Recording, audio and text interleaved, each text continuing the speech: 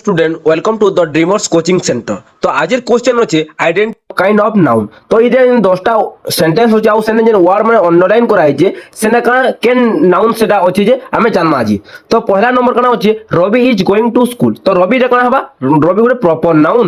The dog is barking loudly. Dog কারণ হবা দ dog কারণ হবা এটা হচ্ছে common noun. A team of players on the match এটা কারণ হবা collective noun. The ring is made of gold. এটা হবা material noun. Honesty is the best policy. এটা হবা abstract noun. Delhi is a big city. এটা কোন হবা proper noun. The crowd cheered loudly. এটা কোন হবা collective noun. The table is made of gold. এটা হবা কোন material noun.